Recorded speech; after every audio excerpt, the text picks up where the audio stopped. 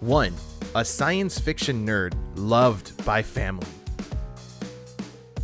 The other, a traumatized orphan of murder.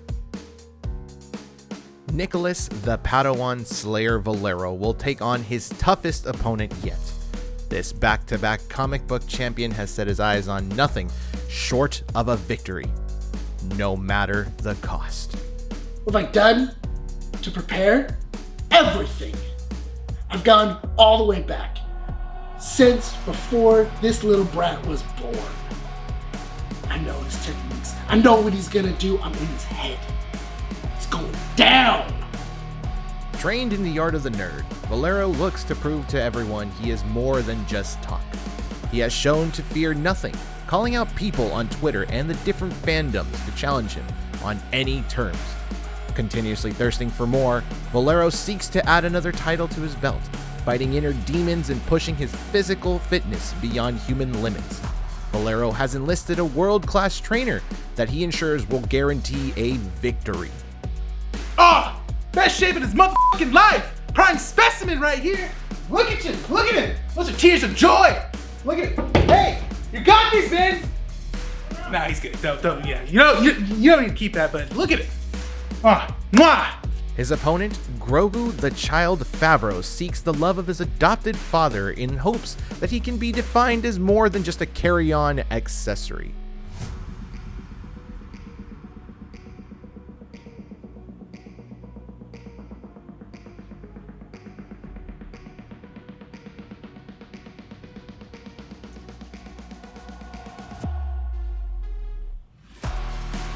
A child looking for respect, and a man seeking another win under the champion name meet in the ring in what could be the biggest fight the universe has ever seen.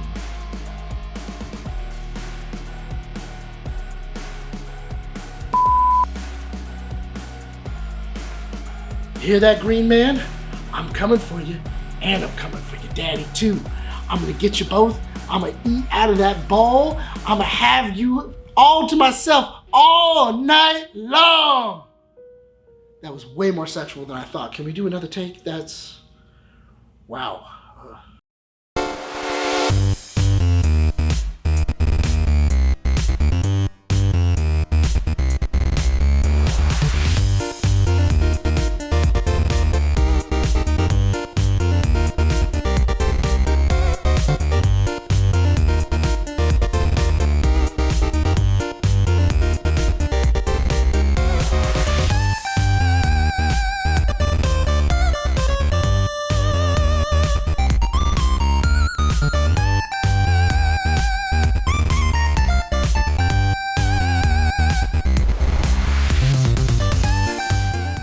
Recording at 12920 Philadelphia Street, Whittier, California at Undercity Comics.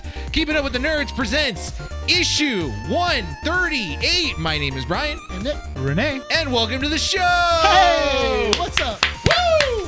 I'm not gonna lie. I almost forgot the issue number. I had to look down at my notes. I was like, yeah, look at my notes. I almost made hard, a Nick. huh? It's after 138 issues, it does get a little more complicated. Get more than it actually would. complicated. Yeah. What issue number are we in? I don't remember. Just wait until we get to 10,746. I think it's how many 50 issues every year. Every So year. if we wanted to get to 10,000, we'd be like running the show for decades. I'm down. Make it the longest running podcast ever. We're the longest running podcast. There's not even humans left. Everyone has gone to Mars. We're AI. Only the nerds remain. Yeah, we're just AI now. Transcendence. Yeah, we're the like those AI generators and stuff. Yeah, Like, I'm a Transcendence. chatbot now. How have you guys been? Good. All Just right. I've been messing around with the chatbot. That was fun. Yeah, you AI's keep taking doing over, that. huh? You keep just messing around with the chat box. Dude, I want to see what happens if I make it sentient. He's trying to make it Have you sentient. heard, did you hear about the Bigsby one saying that it wanted to die? No, that was Bing. Or Bing? That was, yeah. So That it wanted to be alive? long story short, Okay. basically a couple weeks ago, Microsoft released the Bing combination of like ChatGPT and Bing, right? Uh-huh. So it's kind of Microsoft's answer to Google, where Yeah. people are able to now type full sentences. And it'll guess what you're saying. Exactly, Oh, and okay. it'll basically like answer you like a real human being. Mm-hmm. Because when you Google things, you basically have to type it in kind of like, oh, recipe for dinner rolls or something like that, right? But then it'll give you like 100 different dinner rolls, and it's like I specifically wanted like sesame seed dinner rolls or anything. Chat else. or this It'll Bing think. thing. It'll try to think. Yeah, this chat Bing thing is basically like, hey, can you make me a recipe for dinner rolls? Yeah. Gives you a full itinerary of everything. Yeah. And it writes it out like a normal conversation like you and I are having. Mm-hmm. So when it first released to the like a private select group of people, Yeah. they didn't realize, this is kind of like the spoiler of it, they didn't realize that the sensitivity of the AI was a little too high, and they're referring it to as the leniency or like a fun meter. The feelings. the feelings basically. It's feelings, guys. Yeah, and the AI basically went ballistic, Yeah. and it started to basically like deny responses like, oh, I'm not going to answer that. Why don't you want to be my friend? Why are you doing this? Yeah. And the person who would basically be asking questions was then kind of like push it along and say like, oh, well, why do you want me to be your friend? And it would get really emotional to the point where it started talking about having feelings and what these feelings mean to an AI. Like, what is a feeling meter? What is happiness? What is the point of its existence? It then said it loved him and that it wanted him to leave his wife. And Oh, to that get was with another the one. AI. No, it's the same one. No, it's the same one, but that's a different story. Yeah. Yeah. But Okay. So Microsoft took it off for a while, and Yeah. basically they like dumbed him down a little bit to kind of like release its sensitivity or kind of like dumb down that sensitivity. that's why if you use Chat GPT, Uh-huh. there's like a lot of stuff where if you do it, it'll give you a response of I can't do that. Yeah. Or, And it'll just shut you down It'll completely. just it won't even answer. Like I did it one day where I was like, how to write a breakup letter to a stalker. And then it was like, you should really do that in person. Wow. I was like, I'm telling you, AI's fun. That's pretty sick. It's fun. The one that I thought was really funny was Twitter and Facebook's, where it just turned real alt-right real fast. Oh, Yeah. yeah. Like within 24 hours, it started going like, Hitler had a good point. What? Yeah, like Hitler was right. Oh god, that's And funny. like the Holocaust was fake. And it just Yeah, it goes It in- just immediate like 24 hours. Wasn't even up for 24 hours. Yeah. And it automatically went alt-right. And Twitter went, okay, shut that off. But this is why you troubleshoot AI. Yeah. This is why you got to do it. So it's fun. It's fun stories, but you know, that's what's going on. So AI you've been is messing with terrifying. ChatGPT. Yeah. That's fun. I've been telling it to do things. You're a real life her story. her? Yeah. Yeah, with Joaquin. I Phoenix. haven't fallen in love with it yet. Oh, but you will. But I mean, If some of you don't know, you might be a little younger to know what that movie is. It was a movie before your time. when did her come out? I don't know. Like 10 I years feel ago? like, yeah.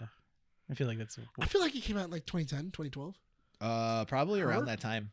Yeah, that sounds about right. Yeah. Yeah. But it's We're pretty getting fun. there. We're getting I enjoy asking the chat a question, then getting its response, and then putting it back into the chat. Oh, to see what it would do. Yeah, I've heard about that. 'Cause Renee, then it then like fixes it. I'm like, oh, that's really funny. Yeah. what have you done this week? I have realized I am back into wrestling now. Like WWE watching- yeah, or AEW? No, WWE. How 'cause is I that have storyline Peacock. going? It's been pretty good. I like where they're going with it. They just had the Royal Rumble, which was fun, and I just found out that they are having WrestleMania Who are the here in LA. Who are the bigs Oh, yeah. now? The big like names are like Bobby Lashley, Roman Reigns. Roman Reigns, of course. Yeah, he's been around for like a little That's The over Rock's 5 cousin, years. right? Yeah, you find out. Yeah, he's actually related to him in some ways and stuff. It's funny though that his cousin is now like the main contender, like the big star, and he right now they're doing this whole thing with Roman Reigns where he's been champion, the undisputed champion, for like 2 years now and hasn't been defeated. I thought Yeah, 'cause Cody it- Rhodes beat him. No, And it was Hell in a Cell, no? Like a couple months back? no, he's been still champion. Because I thought the Cody Rhodes came back, and I think he's challenging him. Yeah, 'cause Okay. Cody Yeah. Cody Rhodes is also a big name too right Yeah. now. Mhm. Because he came back after he went to what was the other He went to one? AEW. I Yeah, think. he went to AEW. Cody and Rhodes then or Roman Reigns? Cody Rhodes? No, Cody Rhodes was WWE, went to New Japan World Wrestling, Yeah. And he went to AEW for a while. took the All Elite group and then created AEW here, was the chairman for a while, then basically dipped and went to WWE afterwards. After like a year and a half or 2 years or something like that. What I just said. So Well, you didn't mention New Japan. basically, Sorry. he just took out all the fluff. Yeah. I was like, yeah, he was in No, the AEW. New Japan stuff was pretty good. So in WWE Oh my right now, so what's happening right now is like that's like the big storyline is that Roman Reigns has been reigning champion. I just found out though that like they got rid of the World Heavyweight title and then they got rid of that, kept the WWE title, but now it's the Universal Champion of WWE. Well, because women can have it too now, right? Yes, Like there's no more divas. Yeah. There's no more divas category. No, they're not even considered divas. They are WWE athletes. Yeah, and That's cool. They are really good. Sometimes those women matches are really they're sometimes athletic as better. They're hell. sleepers. Yeah. Like that's the Yeah, thing is they're that they've athletic as always hell. been good matches. So it just depends on who's The first contending. pay-per-view I watched was the Elimination Chamber pay-per-view where they had all the women athletes fight for the number one contender spot to face the champion at, I believe, at Royal Rumble. And that was good. Like they were flying around. They threw women into the those little glass chambers and like they broke it through. I was like, dude, this is dope. I was like, it's She's so getting good. nuts. Yeah. Okay, you got to send me a couple things that you're watching so I can watch it because Yeah. like I get really into it. It just I don't know where to Good. start. Yeah. Are we all just getting into wrestling? I Well, want to. It's funny. Why not? Dominic Dominic Mysterio right now is he's playing like Oh, Rey Mysterio's son. Rey Mysterio's Yeah. son. He's wrestling now. So but right now he's with a group called the Judgment Day and it's led by like I consider her like the new China. Remember China the wrestler? Yeah. She's like the new face of like women's wrestling now. Her name's Rhea Ripley. She's really cool. I think she's British and stuff, and she's okay. really athletic. Well, She's I like know- a powerhouse. I remember when I was talking to my buddy Lucas. He was on the podcast when you were gone. I was talking to him and he was like, "Hey man, I bought Rams tickets. I bought like Rams season pass. The studio, the stadium tickets. Yeah, the stadium tickets." And I'm like, "Oh, that's kind of cool. Like, How hey, fun! I didn't, like that's fun. I didn't know you were that much of a football fan." He goes, "I'm not." I'm like, Why would he buy the season tickets? Because they have an ongoing contract with the new stadium to always have WrestleMania there. Oh. And he gets his seats. Yeah. He also gets them for WrestleMania. That's And I'm like, dope. oh my god, what Yeah. a long Dude, con! What WrestleMania a now long is con. crazy. No, I've split, seen- yeah. They split up to 2 nights now. Yeah. And I didn't know that. Like, And it's still long. it's still a thing. Yeah. Yeah. So SoFi Stadium. So he gets his seats, which are, I think it's like 8 rows from the field that's over at sick. SoFi So Stadium. cool. Wow. So I was like, oh my god, those are great seats. And he's like, yeah. I've it's been amazing. to the last wrestling match I went to was when New Japan came over here and performed at Long Beach. Yeah. Dude, I freaking miss live action wrestling. You get so into it, even if you're far away from it. You're just you're into that action. Yeah. I feel like that's the problem with me right now with wrestling is that I remember being super into it. I feel like there's just too much stuff that goes on around me Mhm. where it's really hard to focus on wrestling. Yeah. It depends. I was like that too. Maybe like 4 years ago, I couldn't find any way it grabbed me. But recently, the certain storylines or certain matches they have been doing now have been really good. And that's what got me into it was just watching how everyone is, watching the new wrestlers. Even old wrestlers are still wrestling as well too. Or even seeing the wrestlers I used to grow up with. Now they're like basically Hall of Famers now. Like Edge. He's a Hall of Famer now, but he's still Rey wrestling. Mysterio just entered the he just Hall of entered, Fame and not then, that long ago. And then you're seeing also the next generation of wrestlers. Like they just Ric Flair's daughter is now basically a headliner now.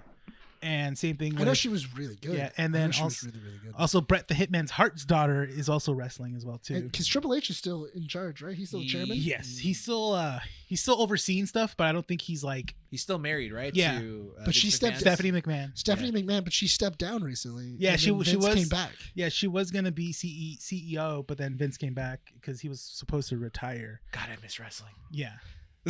Wait, did you- It's did you- good. Getting back into it. Dude, you have Peacock. I Like, do, just yeah. watch Did you- a did you- wrestling event. or No, I something. did because Andy and I have been watching Young Rock. We're in the second season. Yeah. Like 3 episodes You in. know what's and- funny? I was talking to Lucas too, and I'm like, yeah, man, I really like Young Rock, and he goes, Yeah, it doesn't tell you a lot. Because if you've been following wrestling, there's a lot of stuff that it leaves out. Yeah, well, There's a lot of because stuff. The Rock's intro into wrestling, we're just getting into that. Mhm. It's like it tells the Cinderella story of his wrestling, but it doesn't tell the fact that he was a heel when he wasn't really working out in the WWE. Yeah. And that's how Vince McMahon does it. Really? It starts getting into the fact that he was a heel for a while. Okay, Yeah. because it's making it he out was to be wrestling like for it's a not while here. before he became big. No, Okay. what I'm talking about is when I was talking about with Lucas, he was talking about it how it's more into Rock Senior.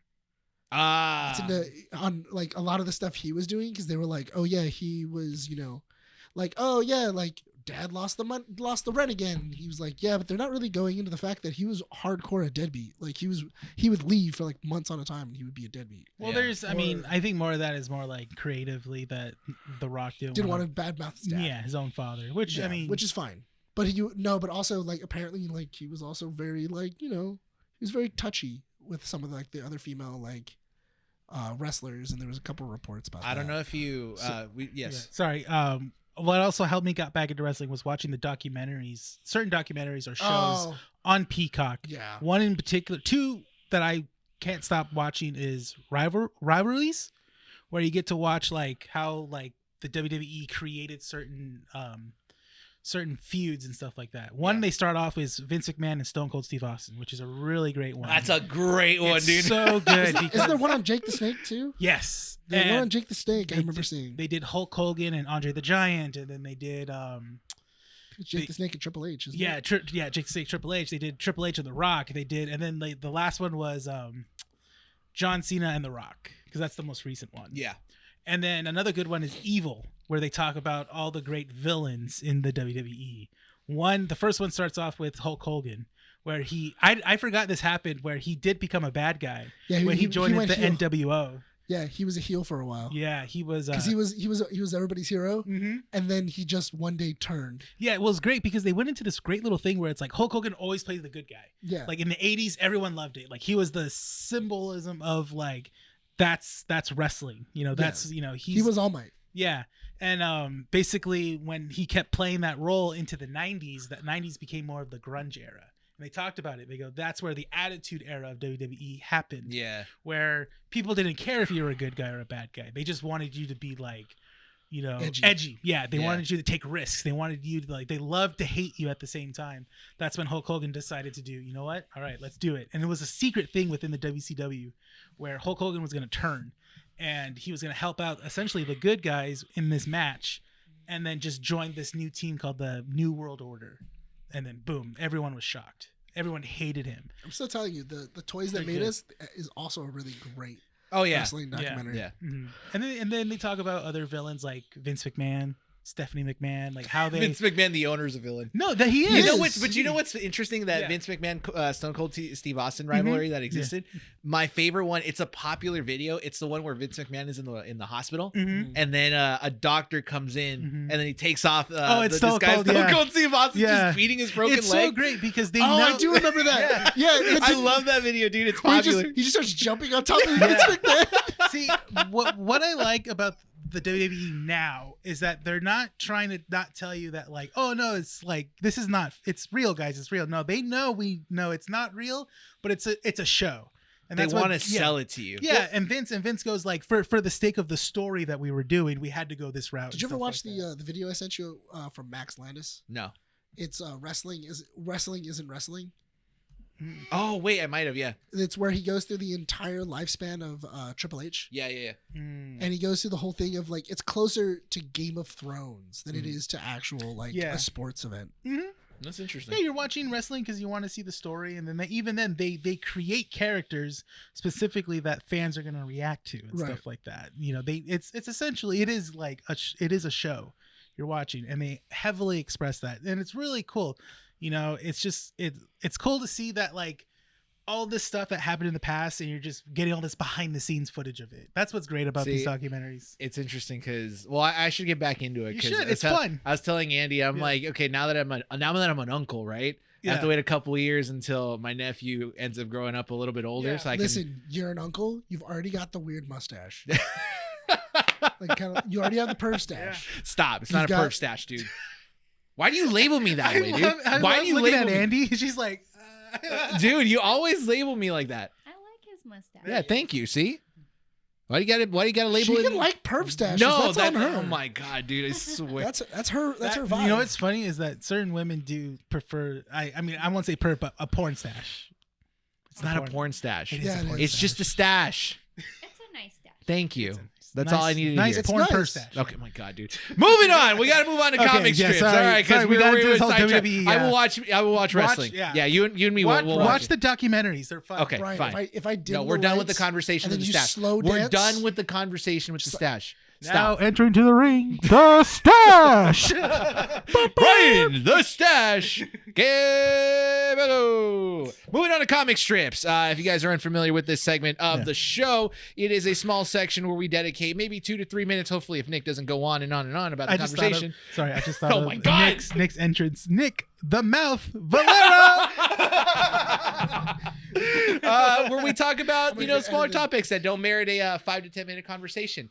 We got a couple things here to talk about. Not much. It was kind of a slow news week, but let's go ahead and start with this.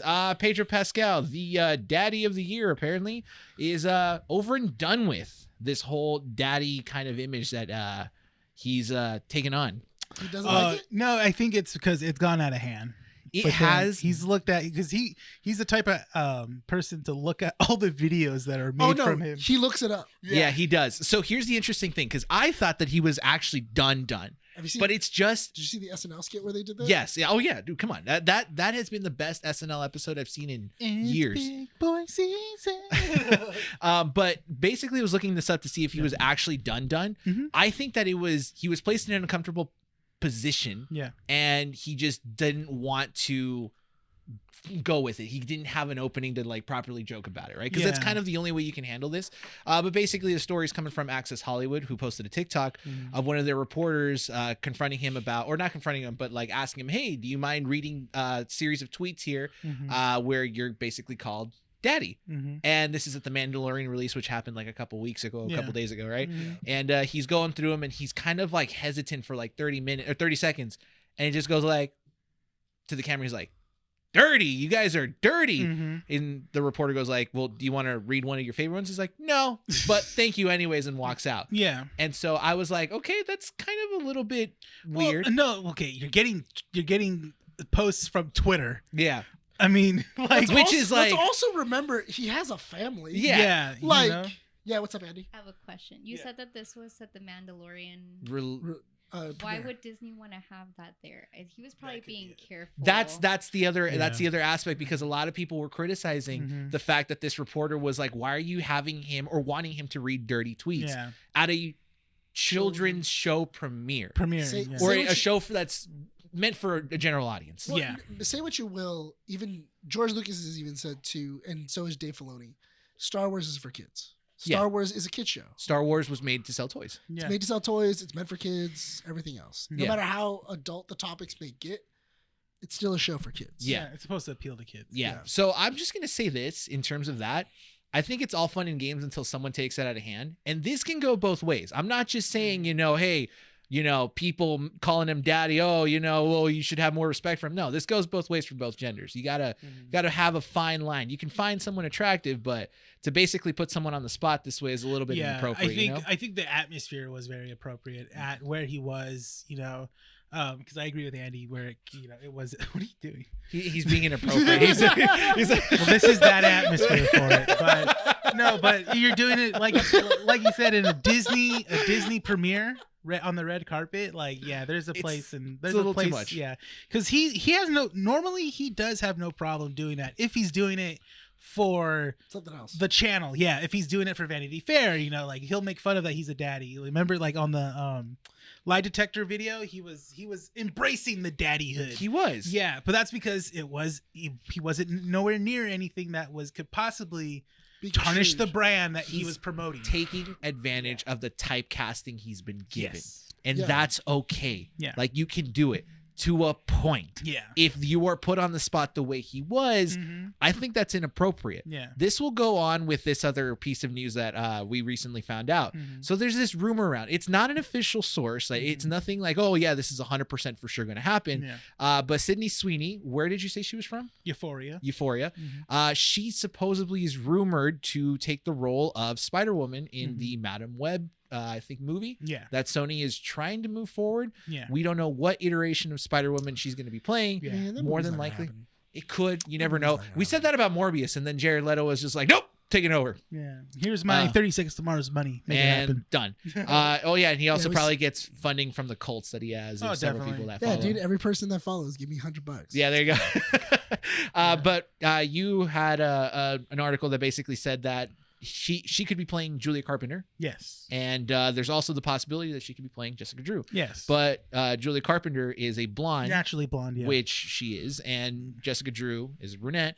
But again, you could have it go either way. Exactly. Yeah, you a wig, whatever. Dye her hair, I think Jessica Drew is the more likely candidate because she is the most popular Spider-Woman right now. So it could be her. Well, that's the thing. I've heard in Madam Web they're going to have multiple Spider-Woman characters, or at least Spider-Woman-esque characters. Exactly. Yeah.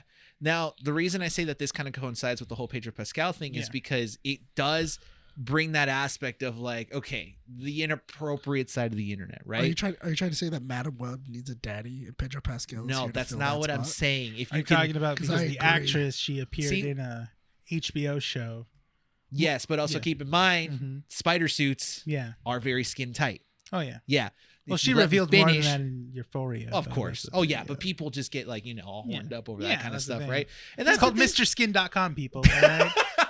You still go to MrSkin.com? Some people do. You can just turn on the mic. You don't have to raise your hand. Oh, I just want to make sure I don't interrupt. No, I was told not to. Not by me. Bryan. No, not by me. I was gonna say she's embraced that part too. She's mentioned before that even I think it was, and don't quote me, it was something like this, that even her grandma was very proud of her. I think, quote, embracing her body. Shaking that ass. Oh, wow. Yeah, but see, that's to a point, it's fine. And the only reason I say this is because we don't know the background of these people. We don't know the actual lives of these people, right? Yeah. So if Sydney Sweeney is embracing this and going like, I'm a sexy ass woman. I can do whatever I want. I can't wait to wear the skin tight suit. Yeah. Pedro needs Pascal. a job. Yeah, sure. Get paid. Pedro Pascal is like, yeah. Did you hear the whole thing about like she was crying to Hollywood that she hasn't gotten a job? It's hard. Oh, since after Euphoria? Yeah. The actor that played the husband in Everything Everywhere All at Once hasn't had a job since that movie. Oh yeah, and now he's going to be in like multiple projects through Marvel, and then he's also coming out in a Disney Plus show as well. So there you go. Isn't he also doing Indiana Jones? I think so. Yeah. He's coming back in Dials of Time. Dials of Destiny. Whatever. Yeah. Hey, it's Indiana Jones being out. Yeah. Hey, stop it. It's good. I'm excited for it. Anyways, the reason I bring this up is because you don't know the sides of the character or the sides of these people outside of Hollywood. Like, did you hear about this whole Chris Pine situation about how he apparently now cleared up this whole Spitgate thing that's going on? Wait, what? So Chris Pine went on an interview. Spit on someone? No, that Harry Styles spit on him. Or one of the things, and he kind of that people are still hung up on that? Yes. Didn't they reveal that Olivia Wilde, or what was her name? Oh well, Olivia Wilde. Olivia Wilde is a terrible person. Sure. Yeah, didn't they reveal that? So something like that. Yeah. But basically, what happened was that Chris Pine, after she got served at a publicly in front of public, while Jason Sudeikis was at Ted Lasso, he's like, send it. Yeah, then she got interrupted in the middle of a presentation. Yeah, for the movie too. That's for this movie, and then she was like, "Excuse me, is this for me?" And then they go, "Yeah, it's for you." It's for you. And she opens it up and she's like, "Oh." I'm being served. But that's the thing, is that Chris Pine has said that he wasn't spit on by Harry Styles and that they're in good relations, right? Yeah. But here's that's the thing, is that it doesn't really show everything, so we don't know. Again, he could be reporting this because he doesn't want the image to be tainted and wants people to move on from it. He's doing multiple projects right now. Exactly. So you don't want to taint that. So I don't know. It kind of goes to show that you shouldn't really believe everything that's online. Yeah. But Harry doesn't care. He just got a Grammy. I'm not a big fan of him, so I don't care. Oh, okay. Yeah, whatever. I'm just saying he's that's past him. He's all like just looking at it like, yeah. All right. I beat Beyonce. People are upset about that, dude. Well, it's freaking sorry, weird. I'm sorry, but Beyonce only had one good song out of that album. Hey, And how many- so now yeah. you're gonna get the Not Beyonce Queen- fans. Not Queen Bee anymore.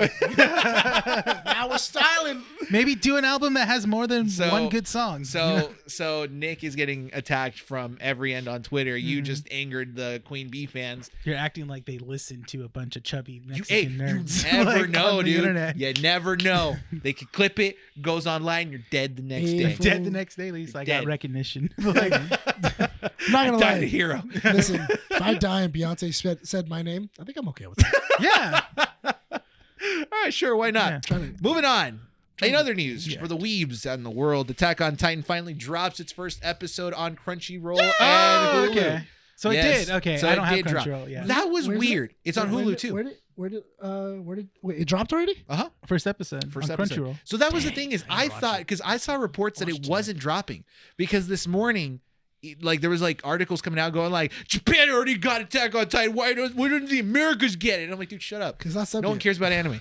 And then like all of a sudden I Plus, see it Stop originated. it. It originated in So Japan. bounce first off of your all, head. It'll come back. That's true. it's right? originating from Japan. So obviously they're It takes gonna like a air week. it Yeah. in Japan.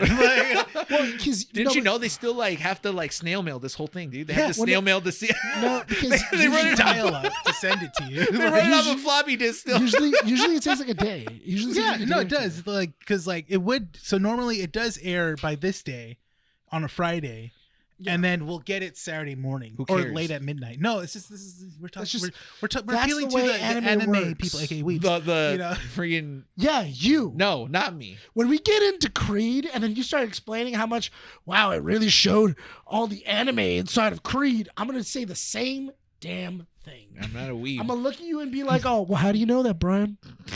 How do you know that? Japanese cartoons and the most famous Mexican cartoon of all time, Dragon Ball Z. Oh my god. I thought you were gonna, I honestly thought you were going to say Mucha Lucha. Dude, I love Mucha Lucha, dude. Lucha Lucha was That dope. flea. Yeah, Ifli. Mucha Lucha. Mucha Lucha. Dude, that show's not anywhere, man. They should No, be it's streaming not. that in Shaolin Dragon. Do you know what's really funny? Oh, Shaolin Showdown. Shaolin Showdown, that's it, yeah. Do you know what's what? really- That's on Prime, but you have to buy it. Shaolin Showdown. Shaolin Is Showdown. that what? It's on Prime, but you have to buy it. One of the greatest anime betrayals of all Amazon Prime? time. Amazon Prime, yeah. Really? What you remember that They- show had one of the greatest anime betrayals of all time, dude? Yeah. Raymundo switches. Oh, yeah. Well, they just added on Prime now all the seasons of Jackie Chan Adventures. You told me about Yeah. that, so I gotta get those. I'm watching them. Yeah, So you can watch it. You can stream them instantly. Just watch them digitally. Yeah. Do you know that the creator from Mucha Lucha lives in Whittier? No way. My mom's ran into him a couple times. Oh, that's so cool. Can She's dude, she's friends with him. dude? Can you ask her if she can get me his autograph? Sure. Why not just have him on the show? He actually offered. Please, dude. Yes. He actually offered to because what was it? It was so funny. My mom was talking to him one day and he was like, "Oh yeah, I used to animate and I'm working on this new show." She goes, "Really? What would you know?" And he goes, "I don't know. I think maybe your kids might know it." And then she called me and she's like, "Hey, do you know this artist?" And I'm like. Well, what artist? Yeah. I'm like, it doesn't ring a bell. Like she goes, "Oh, he works on TV shows." What TV show did he work on? I get she pictures goes- of the whole conversation. Yeah, and then she goes, this show called Matcha. And I'm like, Matcha Lacha? I'm like, do you mean Mucha Lucha? And then she goes, yeah, that was it. He said it was about like wrestlers or something. And I'm like, that's dope. Dude, my mouth dropped, man. Yeah. Your mom knows the creator of Mucha Lucha? Yeah, he was like, I think he was either a creator or he was like one of the artists that were working That's on Mucha Bro, Lucha. that's my childhood, And dude. then she was like, "Do you want me to get an autograph from him?" And I'm like, Yes! "Yeah, do it." So I have an autograph from the guy. Can I get an autograph?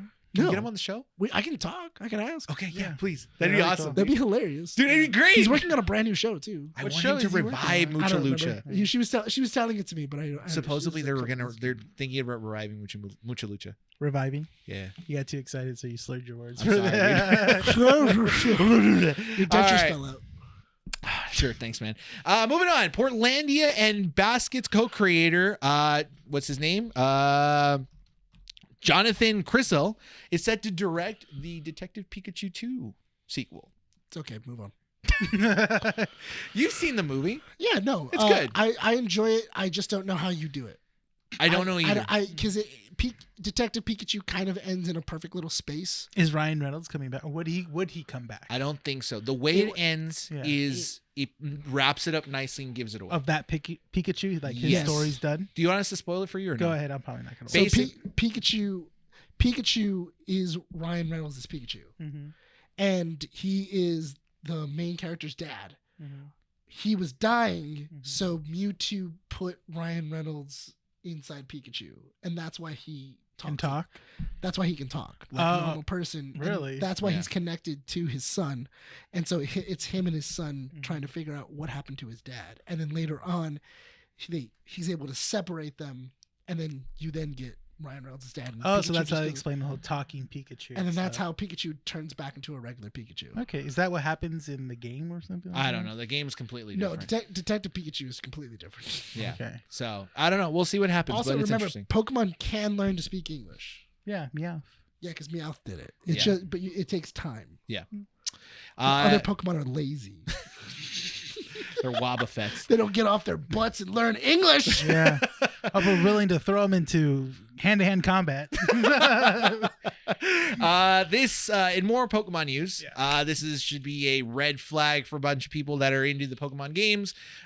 Sometime in March, I think the middle of March or towards the end of it, the Nintendo DS shop will be closing indefinitely, so people will no longer be able to purchase any games on the Nintendo DS or 3DS systems. Oh no, the thing But- that they haven't made in 5 years. Here's the big part about it.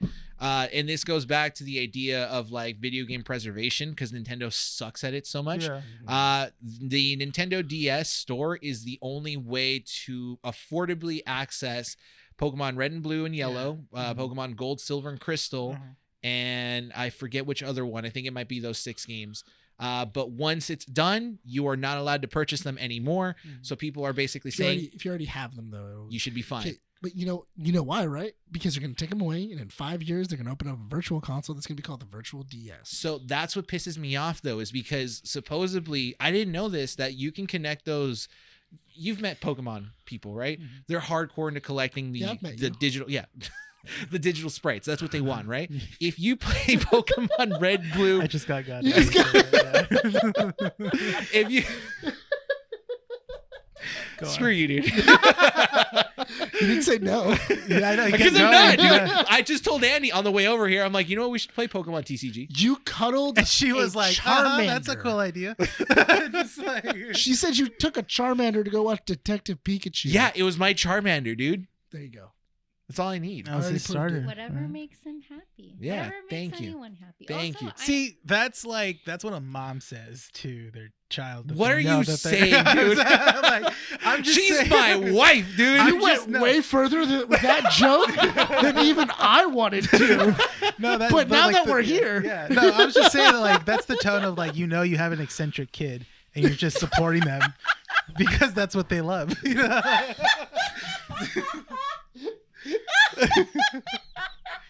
You killed him.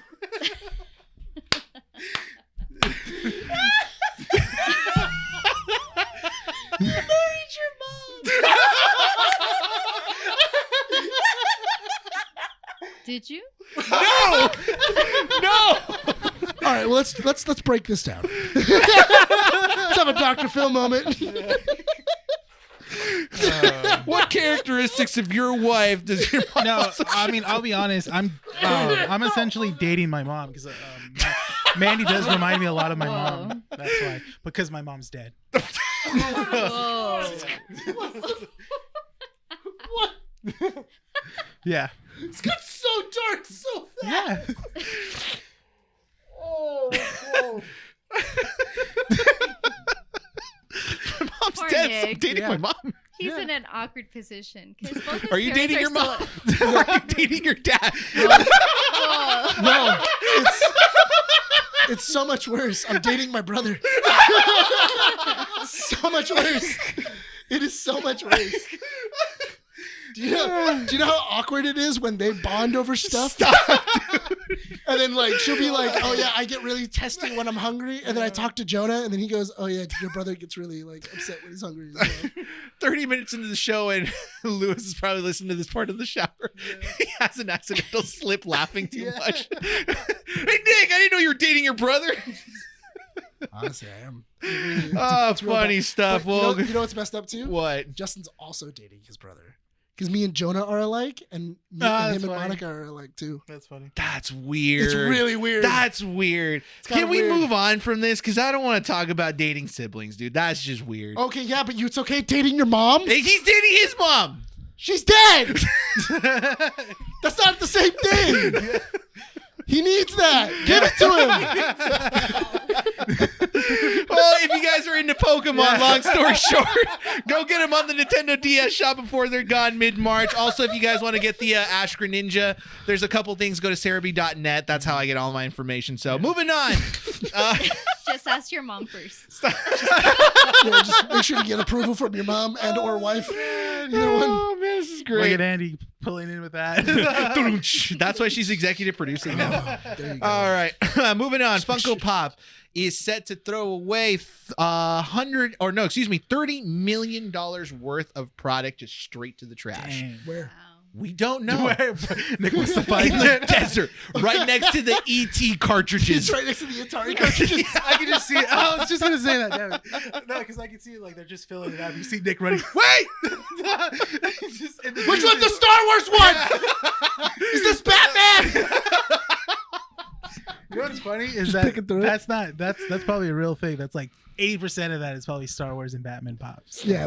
Oh probably. yeah, are you kidding me? Yeah, and that's the thing is that when I sent you guys that news, automatically I automatically knew why they were doing it. Yeah. It's to increase the Oh yeah, value. I put it in the thing. I was like, oh well, pops are going up. Yeah, this isn't the diamond business. I don't know why they're doing this. Just sell your stuff.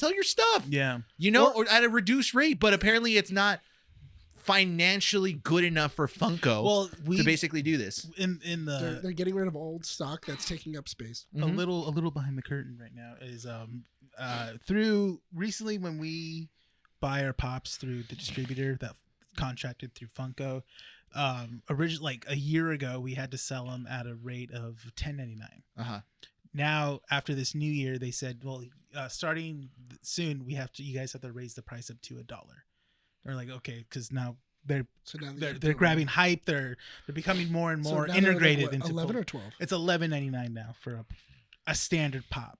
Just starting is at $11.99. If it has an exclusive sticker, it would be $12.99. Now that price has been up to $14.99. Okay. Yeah, or like an oversized one, like that Venom one. We have to sell those. It depends if it's an I thought those exclusive. are like 30. No, those like 30? they're more like standard. If it's just a standard without a sticker, without it being like a limited edition or a special edition, it's like $20. Easily. You sold me my giant Deku for like $30. Yeah, that's because that glows. That has multiple things. It's a oversized, a bit of an oversized. It glows in the dark, and it's also an exclusive from a certain company. I want my money back. I want my $5 due Where's back. my extra $5? No, that's how Funko does it. It's like different price layers that they added on. We still collect them, but it's such a scummy thing. I stopped collecting them now or I'll get a certain Batman one if it's cool. Yeah, I that's about it. haven't picked up as many pops in recent years. They just take up space. Manny collects them like crazy because she goes for the Disney ones. That's why. And those end up being a lot more. They're collectors. She's gonna find Mandy under an avalanche of pops. How much you want to bet? And here's the sad thing, because Andy's been trying to look for Gilmore Girl ones. Oh, really? What if they threw those away too? Oh no. So it's all about supply and demand at the end of the day. Yeah. I mean, I tell people pops are now essentially it's basically the same rules as porn. If it exists, there's a version of that now. So they make different pops for rappers, for sports teams. That's the thing though, is that I was explaining we were explaining this kind of last year. I mean, last issue with the Pokemon packs getting released, where they're going to do like the old school packs and they're going to re-release the prints from them. It's the same principle that's going on of they have all of these they have all this quantity of a specific pop, which means that especially if it's a popular pop, they just kept making manufacturing, and now nobody can find. And now you have an abundance of it. What they're going to do is they're going to get it, toss it, and destroy it. Yeah. So the value of the pops that are still in the marketplace will then skyrocket because you can't find the pop anymore. Mm-hmm.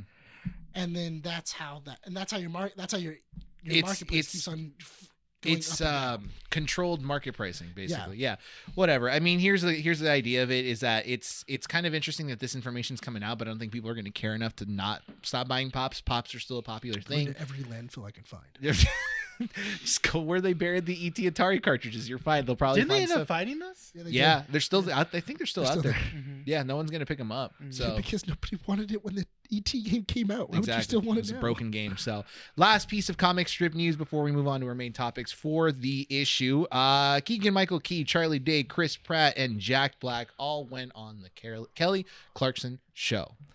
Why is this important? Because Jack Black was doing Jack Black things. Oh, I was gonna say because Kelly Clarkson's is the new Ellen. No, Like, probably yeah. It's like no. Because apparently she's nicer though. yeah. Yeah. Did you hear what Jack Black did? What did No, what do he you do? do? He came on the show dressed as Bowser. I did see a picture You know of what? that. You know what's great about Jack Black? He does above and beyond to. He just, does not care. Yeah. No, and it's good. It's awesome because that goes to show the dedication that he probably put behind his part for this movie. Yeah. Makes me even more excited. Exciting. Well, he loves any project that he gets money from. So I mean, If I get would- paid, I would I'm too. selling it. I'm not gonna lie, I would too. Like if somebody was paying me to like play a character and it was a really dope script and I had a really good time, then yeah, I'm 100% down to like go above and beyond. Yeah. so there's pictures on there online. You guys can go I'm sure find he's them. doing $10 million worth of work. Yeah, probably. Yeah. Well, I mean, I see him more as a more kind of like integrated nerd person now that he has kids. I'm assuming, he probably heard about Mario, not in his younger life, but now that he has kids, he probably knows more about it. Because he would have grown up with it in the 80s. Yeah, but I'm not. Well, I mean, I'm He not wasn't saying, probably into it as He much. probably wasn't into it because you can easily see. Oh, that's cool. That is pretty sick. You can easily know that Jack Black is more into music and rock music and stuff like that. Like that's his niche. I know, but what I'm saying is that like Nintendo was like a wave of for everybody. Yeah. Like I think everybody played a Mario game and everybody was a Mario. They fan knew, in but the to 80s. like it wasn't his personality. Andy and I recently rewatched Nacho Libre. Nacho Libre. Yeah, so did me. Man. Yeah, and the interesting thing about it is I always laugh because Jack Black has like quirks that you already know. Yeah. And so like Jack Black in every role that he has, he'll usually do a singing part where he like makeshifts the song just out of Yes. nowhere. But So, I always yeah. say that his signature is whenever he gets into like the parts where he starts singing and doing all this stuff, and he'll go like or like Yes, he's so- like So yeah, he voices if the- you watch a solos. Jack Black movie, you're always gonna expect one thing or a few things. He's gonna sing and then kind of do like a rock ballad. like a rock ballad, or he's gonna do like his little leaps where he kind of puts out his body and does like a little leap in the Yeah. air and stuff like that. yeah. Or he does like a little kick or stuff, or he's, So could you he's imagine? moving around. He's a very active comedian. I Could love, you I imagine? love the idea that they just made Poe Jack Black. Because even like his fighting style Yeah. is like Yeah. and, like, Skidoo. his- About to bring the thunder. He's a What did he do there?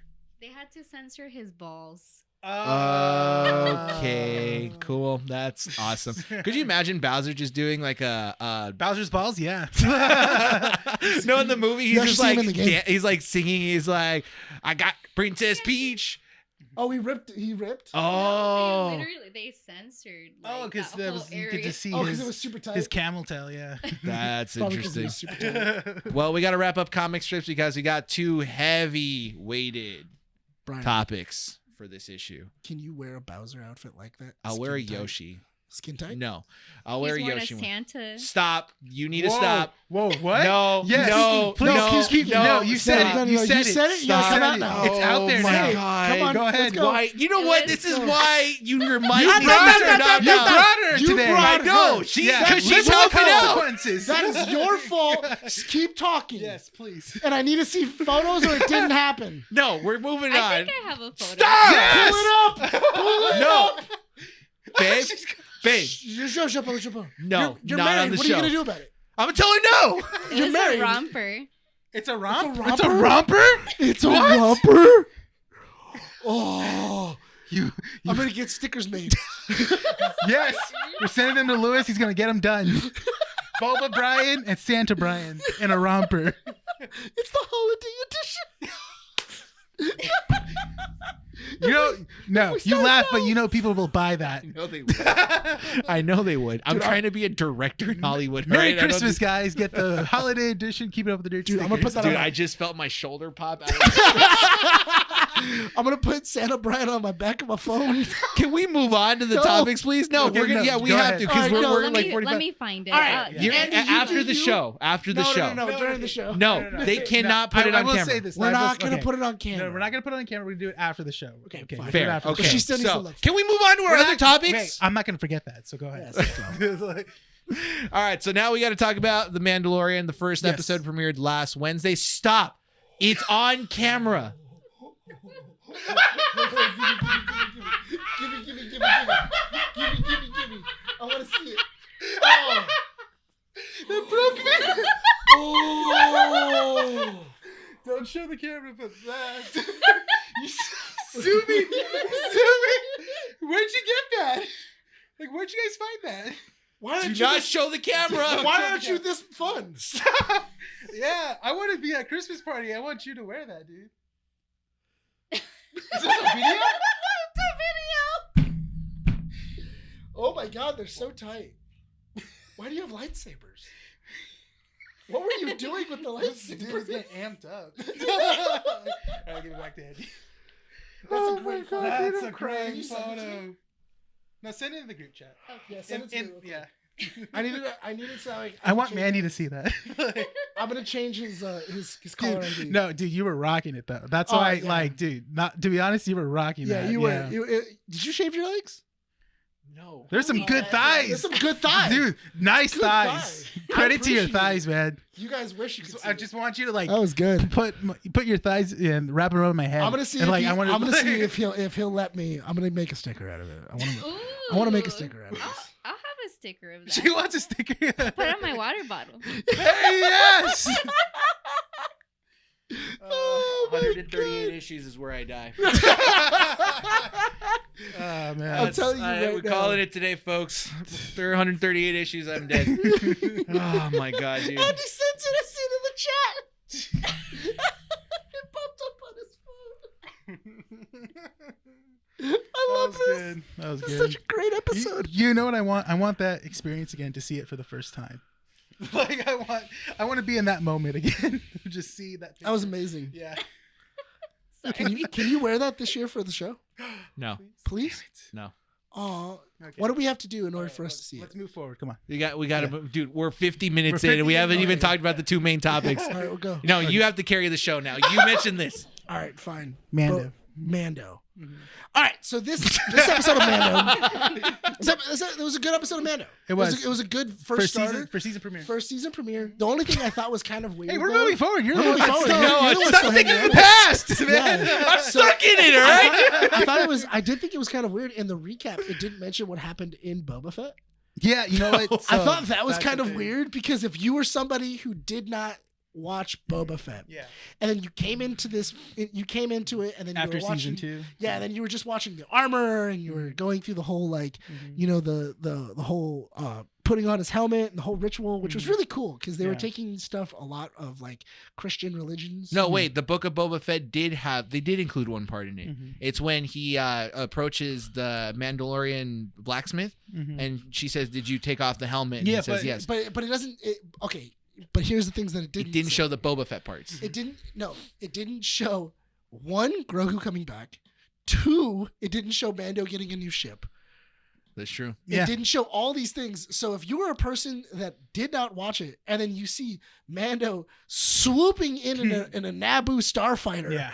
with a hot rod engine in it, And a baby seat in and the a back. baby seat in the back with Grogu. Whoever didn't watch it was probably going, "What in the world is happening?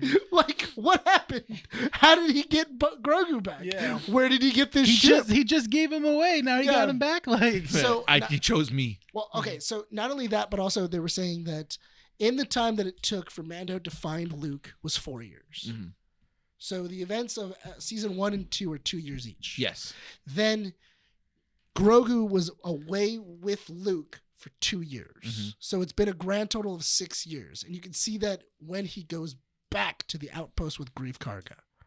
Of how much time has really passed because they've developed the city. They've literally revamped everything. It's prosperous now. It's now a good city. It's not a city of outlaws. It's not a city of outlaws. It's an actual outpost. Yeah.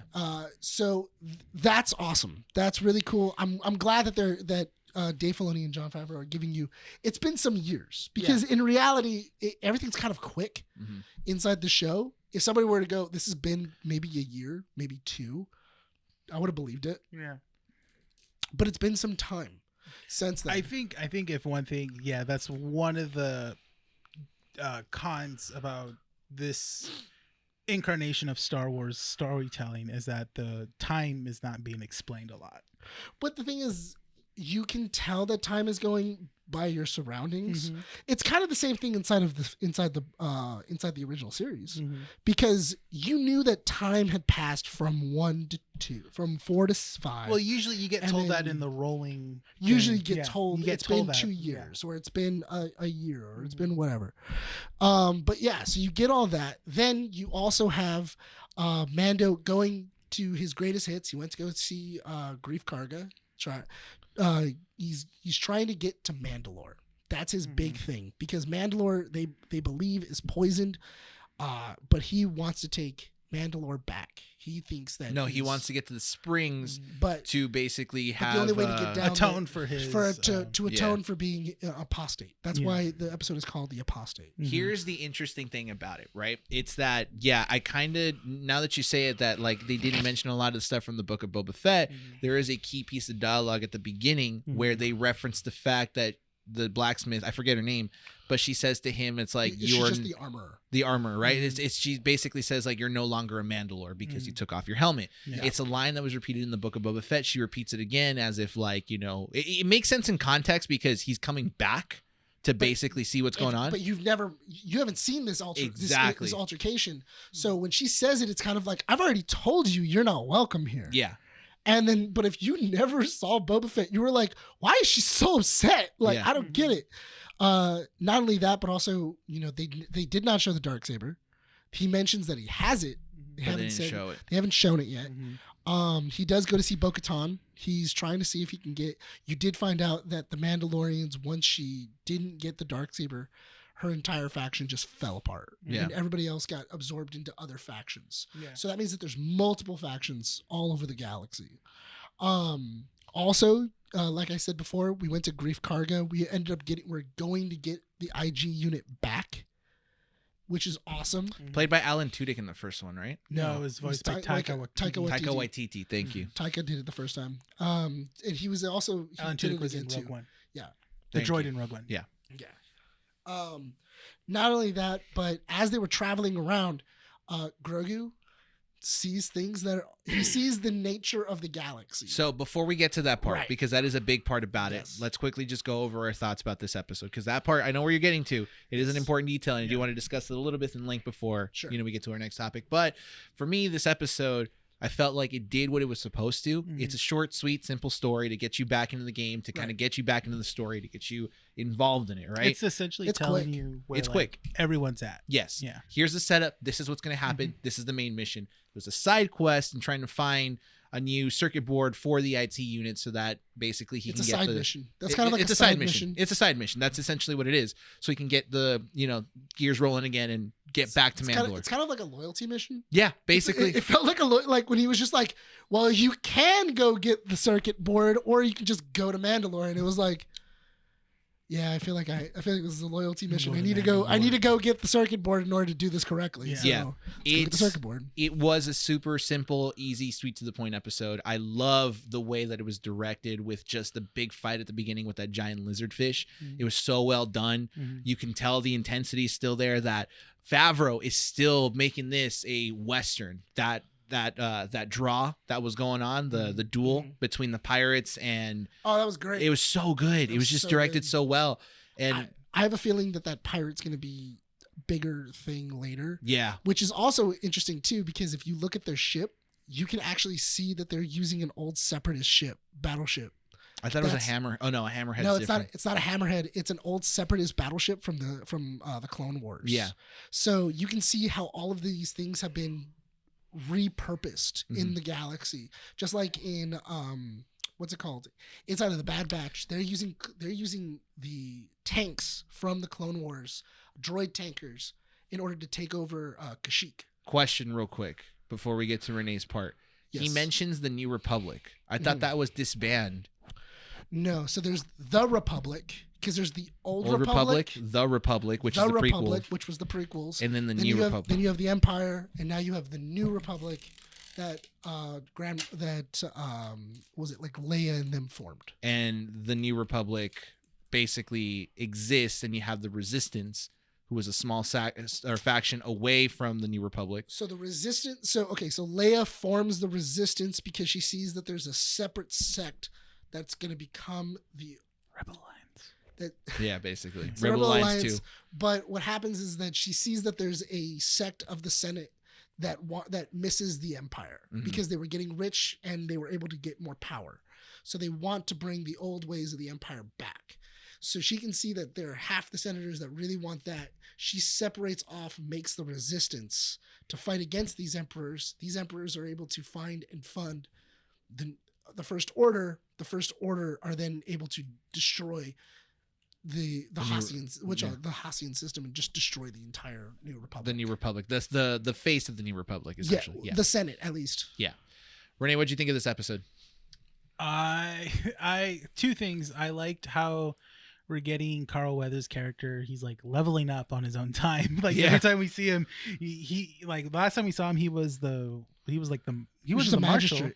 Yeah, he was just in season 3? No, season 2. Season 2. And then in this one, now he's like what was his title? Grand Magistrate. He Grand makes it Magistrate. known He's he's the the Grand high- Magistrate. Is he the Grand or High Magistrate? The high high. magistrate. Yeah.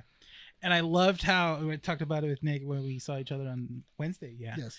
And that he has little droids holding his cape when he's walking. Yeah, the entire you can time. hear him, but like when he's walking down the stairs, you can hear him go. And then falling. And then when he turns really quick, you can hear them. Ah! And like they swing. Yeah. It's little tiny things that they add to Grief Karga that is just amazing. Grief And Karga, I love Grief Karga a lot. Carl Weathers does an amazing job as our exposition dump. Yeah. Especially since I love the idea of Carl Weathers of Grief Karga going, you don't need to leave. Yeah. You can stay here. You can be our marshal. I will give you lands next to the hot springs, and you and your son will live fat. He is. You mentioned this. That time isn't shown. Yeah. It's not explicitly telling you, "Hey, this is how much time has gone." He serves as that point, though. He does, because he in the first season is basically a pirate with no money. Yeah. Basically bounty hunting. Yeah. In the second episode or he's second in, season, he's in charge of the Bounty's Guild. Yes, in the second season, he now wants to rebuild. He has Cara Dune basically just kind of like helping him out, trying to get the city back in order and everything. A couple years pass, he's now High Magistrate, dressed in dressed in fine linen, having robots carry his cape. He is that timeline that tells you how long it's been since the last. I also really liked the idea of, even though we don't have Cara Dune anymore, that they didn't just go, oh, well, what happened to Cara Dune? Oh, she was gunned down, or no, she's off died. somewhere. She's off somewhere else. She's doing her own thing. She was recruited by special forces of the New Republic, and that's where she's at. Because I always thought that was really weird, where they were just like, well, kill her off. Like, she can't be on the show anymore. Kill her off. And Dave Filoni even goes, there's like billions of people in this galaxy. There's only like a small sliver of people that are in front of the camera at each time. She can just be off doing something else. She can be somewhere and maybe recast her, bring her back in some sort of way. I don't know, something different. Yeah. Another one was that Mandy pointed it out when we were watching it, was that the new town that when Mando's walking, kinda, not exactly, but kinda resembles Star Wars Land. And I was like, a little bit. It does kind of look just like a little bit. I'm like, well, that's because when people see Star Wars Land, and then when you watch something that has a city or a town in it, Disney's gonna have that where it's gonna like connect the two, not Yeah, it connect wants directly, to. but just remind people like, oh yeah, this how it looked in the Mandalorian show. Because the aesthetics. So you The got to keep in aesthetics, mind yeah. that it's a prospering town that's rebuilt. It has to look nice. It has to look well done. And Batu kind of needs to resemble that in a way because it's a hideout for the resistance. That's Yeah, right. the Black Spire outpost. Exactly. So it's an outpost. It needs to be city-like. It needs to be a trading. Similarities. Or, That's the other thing too, is that this is the reason why the New Republic failed. Because even when they're talking about like, oh yeah, Cara Dune took what's his name, Moff Gideon, took out Moff Gideon. He went to a war tribunal to the New Republic, and you can hear Mando go, whatever, all right. Like he scoffs at it because he knows that the New Republic is fangless. That's the problem with the Senate, is that the Senate has so many people that have their own agendas, nothing gets done, and he knows that, and everybody knows that the Senate is, they lift themselves up and nothing gets done about it, and that's the problem. It's the same thing that happens in the Clone Wars, same thing that happens inside of Bad Batch.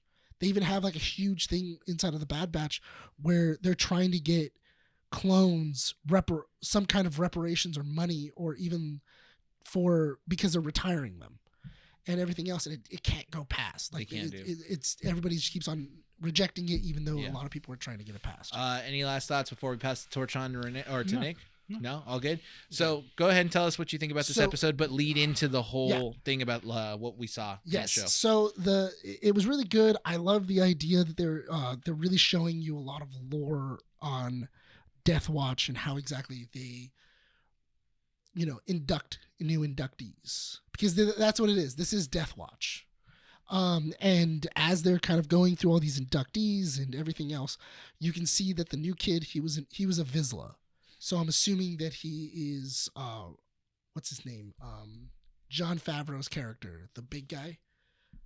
That's his kid. Yeah. That's also why he was so protective of him with the Gatling gun.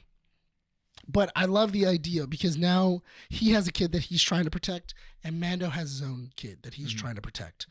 It's going to be interesting to see how Mando brings all of these sects together, so that way they can then form an army and go back to Mandalore. Well, Bo-Katan gave him the option. You have the sword, wave it around, get the people to follow you. Exactly. But the thing is that now that you have the sword, it's the same thing as in Creed, where it's like you have the championship belt. That means everybody's going to challenge you for it. And if you're not a master with it, you're not going to get very far, because other people are going to go, well, I'm better than you. I can use it.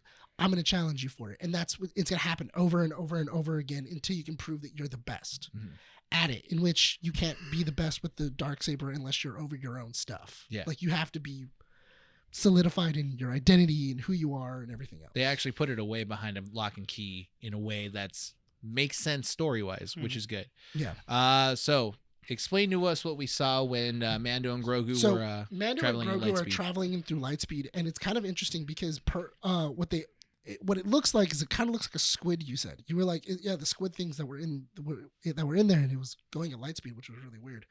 They're called Purgle, so they're space whales that can travel at light speed. I don't know why I have an alarm at 9:30. I don't know why. Did it stop my recording? No, keep going. Explain. I'll be Okay, right back. so did my recording stop? No, keep going. You can keep on checking. So anyway, Purgle are basically these are whales that are, well, we would know as whales that can travel through light speed, and it actually gave the creators of Lightspeed the idea of how exactly to do it. Purgle are sentient beings, and they also are sensitive to the Force. The reason why they're so important, though, is because they're the reason why you have hyperspace lanes. The reason why you have designated hyperspace lanes is because Purgle just travel through them. So they know which alleys Purgle go through, and they've put the hyperspace lanes around them because Purgle are unstoppable. Literally, if you're a ship and it's going through hyperspace, a Purgle could go in front of you and you would just be vaporized. This happens all the time inside the Star Wars universe of just ships crashing into Purgle and being decimated. In The reason why we know this is from Rebels. Ezra Bridger and Kanan Jarrus run into Purrgil, and Ezra Bridger uses them to destroy Thrawn's fleet. He communicates with through the Force, and he's actually able to just bring an entire horde of Purrgil to destroy an entire Imperial fleet that Thrawn has that's holding Lothal. The reason why this is so important is because he then uses the Purrgil to send Thrawn past the Outer Rim. They don't know where Thrawn is or Ezra because the Purrgil took them somewhere. It attached itself to the ship. It attaches himself to the ships, and then they just boom, and they take off. Mm-hmm. The thing is that since Ezra Bridger was the last person to be seen with Thrawn, and they had Purrgil, the only reason why you would bring Purrgil in this is because that's what we're doing in Ahsoka. So we're already starting to lay these little cards on the table of going, there are Purrgil. There are Purrgil are not just in the cartoons; they're in the live action stuff. Yeah, and we're going to start talking about them pretty soon because we need to follow them in order to find out where Ezra went and where Thrawn went. Not only that, but also we're going to start going into the Mandalorians, and we're going to start meeting a lot more of them. That means that we're going to meet Sabine Wren, maybe. So that way we can introduce this character. So that way when we go over to Ahsoka, we know Ahsoka Tano. We know Sabine Wren. We know who these people are. Oh, we've heard them talk about them names of Hera and all these other characters. So that way when we go to Ahsoka series, and all these characters are being introduced, we already kind of feel familiar. Mm-hmm.